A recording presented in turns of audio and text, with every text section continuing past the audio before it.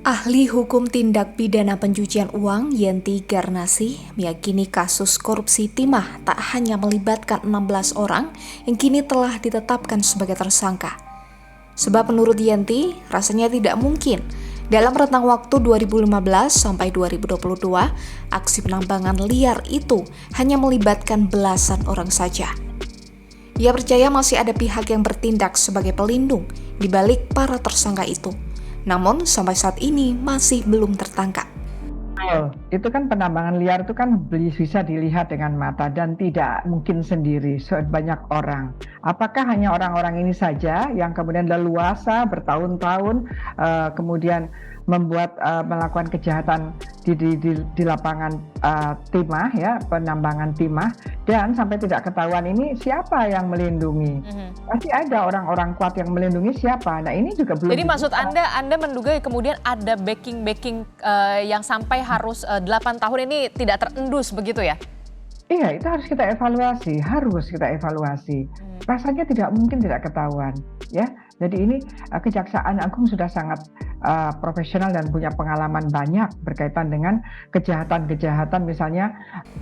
Tanya itu, Yenti juga heran PT Timah Tbk yang notabene merupakan anak perusahaan BUMN justru kebobolan dan menyebabkan negara rugi hingga ratusan triliun. Ia pun meminta dilakukan evaluasi terhadap sistem pengawasan negara. Selain itu, ia mendorong Kejaksaan Agung untuk mencermati perusahaan boneka atau cangkang yang dibuat dalam kejahatan ini. Kejaksaan Agung mengungkap kasus korupsi dalam tata niaga komoditas timah wilayah izin usaha pertambangan PT Timah Tbk tahun 2015-2022. Terbaru, ada 16 orang yang sudah ditetapkan sebagai tersangka, antara lain pengusaha sekaligus suami aktris Sandra Dewi, Harvey Muiz, serta Helena Lim yang dikenal sebagai Crazy Rich Pantai Indah Kapuk. Dalam skema ini, Harvey diduga berperan sebagai perpanjangan tangan dari PT Refine Bangkatin atau RBT. Sebagai perpanjangan tangan, Harvey tercatat pernah menghubungi Direktur Utama PT Timah, yakni MRPT, pada 2018 hingga 2019 untuk mengakomodir pertambangan liar di wilayah IUP PT Timah.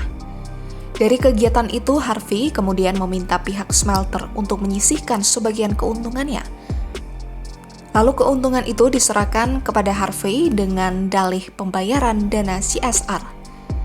Adapun sarana dan prasarana pengelolaan dana CSR sendiri dijalankan oleh manajer PT Quantum Skyline Exchange, Helena Lim.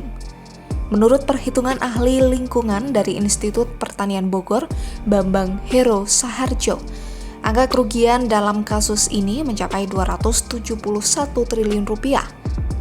Angka ini merupakan kerugian kerusakan lingkungan dalam kawasan hutan dan non-kawasan hutan.